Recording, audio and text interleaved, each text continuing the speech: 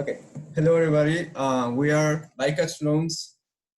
Originally, we were the bycatch team, and our goal is to support small-scale fisheries to obtain sustainable wild-caught fish. Our group is our team members are Christina Langford, Jeannie Johnson, and Juan Carlos Giri, and not like the previous group. We are a very science and marine-oriented group.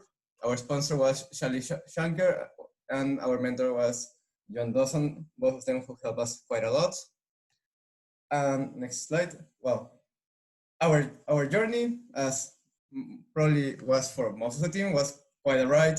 We had a really rough start, but at the end, I think like we got a lot of learning and a lot of lessons from this experience and from this class. As I said, we found rough seas at the beginning. We decided to focus on reducing elasmobranch bycatch in marine fisheries, elasmobranch being sharks and rays species in sharks and rays. We care about this because around a third of all shark and ray species are endangered, and in some regions they are highly vulnerable to bycatch, like in the Pacific coast of South America. At first, we were thinking on how to use technology to prevent bycatch, but we found some early challenges. First, we lost 2 team members. One dropped the class, the other changed to another team. But our biggest challenge was fisheries. We needed to acknowledge that fishers are highly diverse. They come with different types of gear, different cultural backgrounds. They have access to different kinds of markets. So understanding more about the fishery was a key factor of the process.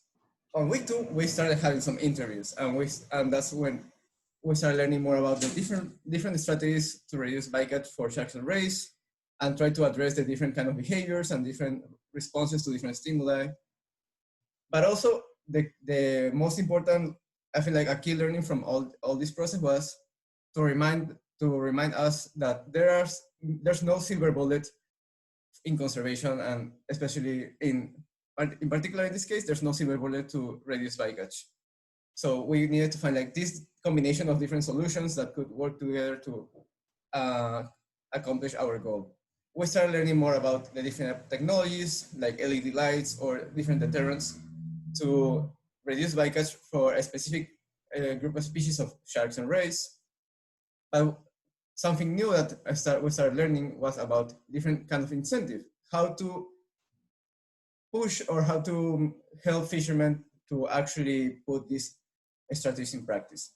This incentive could come from the market, or they come in form of a policy. And then it was week 5 that we really, our idea really took off because we realized that the policies and incentives were all negative that have been made in previous solutions to reduce bycatch. And so there's very few positive incentives to reduce bycatch. And so then we started looking at long line fisheries because there are so many of them in the in general, and long lines are the main contributing factors for shark bycatch. And so sharks make up the majority of elasmobranchs. So we decided to focus on long lines because there's a huge problem with those and not a lot of mitigation efforts.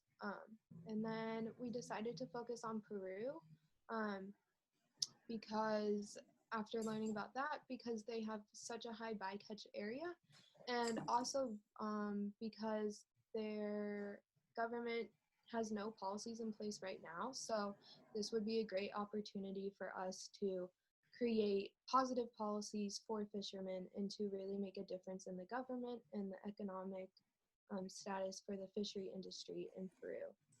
And so by focusing on working with communities and coming up with positive incentives, we started to explore the loan system idea to increase profits for fishermen that way. And then after that, we sort of looked at the supply chain in Peru and the loan system that is currently in place. And so a lot of them get their loans, they can either get a loan from the bank or the government, but those are very small loans and not and don't fund their whole fishing trip. So to fund their full fishing trip, they go to these middlemen who give them all the money they need up front and then tell them that they have to sell their fish at a very low price just to them. So by fixing that loan system and by giving them a fourth option of having a loan that has little interest and that they can pay back to fund their trips and to fish sustainably, we could change their supply chain. And then so with that kind of background in mind, we went into week 8 with our hypothesis that a loan system is needed for sustainable fishing practices. And so we kind of shifted our focus from before we were looking at what tech works the best, what policies could we put in place. We wanted to look more holistically at reducing bycatch by supporting sustainable fishing practices. And kind of with guidance from this quote here from our mentor, John Dawson, instead of disrupting the supply chain, work with it and find more willing stakeholders to sell sustainable fish. So from there, we really wanted to come up with a loan system that did 2 things in particular. One, cooperated with the middleman to make him a beneficiary rather than cut him out of the supply chain and restructure it. And then also, provide alternative access to funds for fishing and those gear modifications that would be needed to fish more sustainably. And then so week 9, reeling in the catch was really hunkering down and looking at the cost and feasibility of a loan system. Would it be profitable for the fisherman? Would it be profitable for the middleman? And so first we looked at the investments for per fishing trip and found them to be really substantial, re-emphasizing the need to keep that middleman in the picture as a key beneficiary to be able to keep the fishers fishing and keep everything going as it was. Otherwise, it would be an entirely different task to kind of restructure everything. And then from there, we looked at market prices, specifically what does the fisher profit, the middleman, direct to the consumer market, and then also as compared to a certified, more sustainably caught fish, such as through the Marine Stewardship Council certification. With those numbers in mind, compared to our idea for the bycatch loan, which we'll talk about in more detail in our video in just a few minutes, comparing all of these numbers, here we have the profit per season for the vessel, aka the fishers overall, and the middleman.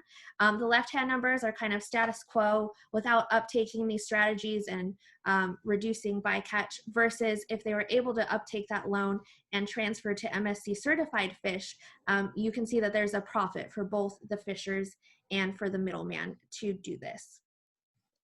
And so lastly, we just wanted to highlight our mission model canvas. All of the changes that we made from the beginning are in red. As you can see, our key activities completely changed, none the same from the beginning of our journey, as well as our value propositions. And a lot of our beneficiaries changed. Specifically, we added that middleman in there. And our key partners, NGOs with fisheries improvement programs in place. We're going to explain that in more detail. That's a key, definitely a really key partner. Microloan companies, and then the bycatch mitigation tech companies as well. And then so now we will play our video. To understand how to support sustainable fisheries, we started looking into the supply chain to find the right incentive for fishers to reduce bycatch. We found that fishermen require funding to cover for fuel, food, and other supplies needed for the fishing trip. This funding can come as loans from banks, government, or a middleman, being the last one the most common option, as they cover the cost of the fishing trips with little questions asked. However, these loans create high dependence on the middleman, and not much is left for the fisherman at the end. By infiltrating the supply chain, we will increase profits for fishermen who fish sustainably so they don't have to resort to IUU fishing as their main source of income. By selling sustainably caught fish as a new product at a higher price, we will increase profits for the fishermen and middlemen by working with them and their suppliers to trade this new product on the market. Because fishers already cannot fund their own fishing trips, there is a need for outside funds to be able to uptake bycatch mitigation methodologies. Our MVP through Catch Loans is to facilitate a microloan directly to the fishers through a microloan company, depicted by the blue line.